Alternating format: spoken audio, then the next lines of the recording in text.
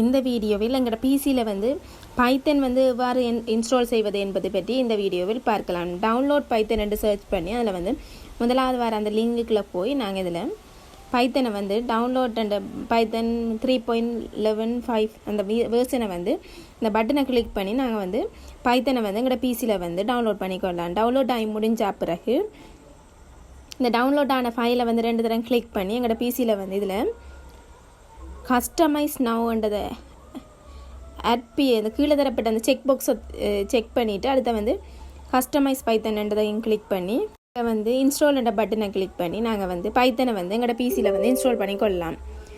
இப்படி வந்து இன்ஸ்டால் பண்ணுறது மூலம் எங்களுக்கு வந்து என்விரான்மெண்டல் வேரியபிளில் ஓட்டோவாகவே இந்த பாத் வந்து ஓட்டோவாகவே இன்சர்ட் ஆகிடும். இன்ஸ்டால் என்ற பட்டனை கிளிக் பண்ணினோம்னா எங்களோட பிசியில் வந்து பைத்தன் இன்ஸ்டால் ஆக தொடர்ச்சியாக இன்ஸ்டால் ஆகி முடிஞ்ச பிறகு இப்போ பைத்தன் வந்து எங்களோட பிசியில் வந்து சக்ஸஸ்ஃபுல்லாக வந்து இன்ஸ்டால் ஆகிட்டு தொடர்ச்சியாக சிஎம்டியை ஓப்பன் பண்ணி அதில் வந்து பைத்தன் ஸ்பேஸ் விட்டு -v கொடுத்தோம்னா பைத்தன் ஸ்பேஸ் விட்டு -v கொடுத்தோம்னா இப்போ எங்களுக்கு எங்களோட பிசியில் வந்து பைத்தன் வந்து இன்ஸ்டால் ஆகிட்டு தொடர்ச்சியாக வந்து பைத்தனுக்குரிய கோட் எடிட்டரான pycharm வந்து எப்படி டவுன்லோட் செய்வது என்பதை பற்றி இந்த வீடியோ தொடர்ச்சியாக பார்க்கலாம். தொடர்ந்து குரோமில் போய் நாங்கள் pycharm டவுன்லோடுன்னு சர்ச் பண்ணி நாங்கள் வந்து எங்களோட பிசிக்கு வந்து pycharm வந்து டவுன்லோட் பண்ணி கொள்ளலாம். இல்லை வந்து முதலாவது வர அந்த லிங்கை வந்து கிளிக் பண்ணினோம்னா நாங்கள் வந்து பிசியில் வந்து இதில் வந்து டவுன்லோட் அண்ட் EXP ஃபைல் அந்த .exe ஃபைலில் வந்து EXE ஃபைலில் வந்து நாங்கள் எங்களோட பிசிக்கு வந்து பட்டனை கிளிக் பண்ணுற மூலம் எங்களோட பிசிக்கு வந்து டவுன்லோட் பண்ணி கொள்ளலாம். டவுன்லோட் ஆகி முடிஞ்ச பிறகு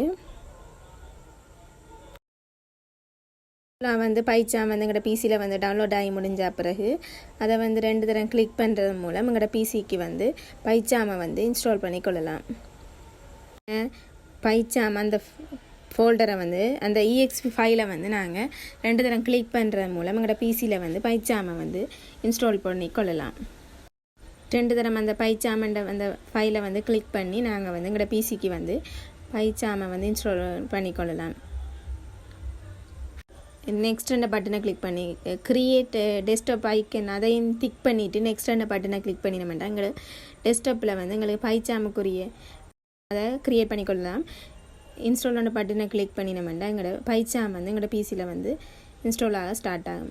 இன்ஸ்டால் ஆகி முடிஞ்ச பிறகு வந்து கீழே ஐ கன்ஃபார்ம் தட் அந்த அதை டிக் பண்ணிவிட்டு கண்டினியூ அந்த பட்டனை கிளிக் பண்ணி நாங்கள் எங்களுக்கு pycharm வந்து இன்ஸ்டால் ஆகிட்டு இதில் வந்து நாங்கள் ஒரு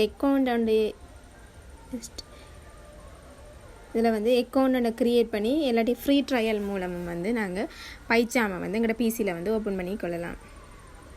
இதை வந்து நாங்கள் அந்த க்ளோஸ் அந்த பட்டனை க்ளோஸ் பண்ணினோம்னா நாங்கள் வந்து ஒரு நியூ ப்ராஜெக்ட் வந்து pycharmல வந்து நியூ ப்ராஜெக்ட் வந்து க்ரியேட் பண்ணலாம். இதில் வந்து நியூ ப்ராஜெக்ட்டுக்கு வந்து நேமை கொடுத்துட்டு நாங்கள் பைத்தன் ப்ராஜெக்ட் வந்து நேம் கொடுத்துருக்குறோம். கொடுத்துட்டு க்ரியேட் அந்த பட்டனை கிளிக் பண்ணி நாங்கள் pycharm வந்து பைத்தன் ப்ராஜெக்ட் வந்து க்ரியேட் பண்ணிக்கொள்ளலாம். இப்போ இதில் வந்து பைத்தன் ப்ராஜெக்ட்ன்ற பேரில் வந்து நாங்கள் ஒரு நியூ ப்ராஜெக்ட் ஒன்றை க்ரியேட் பண்ணாங்க.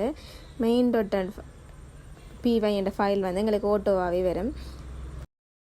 இப்படி எங்களோட பிசியில் வந்து பைத்தனையும் pycharmமையும் வந்து எங்களோட ப்ராஜெக்டில் எங்களோட பிசியில் வந்து இன்ஸ்டால் பண்ணிக்கொள்ளலாம். மேலும் இது போன்ற தொடர்ச்சியான வீடியோக்களை பெற எமது சேனலை சப்ஸ்கிரைப் செய்து கொள்ளுங்கள். நன்றி.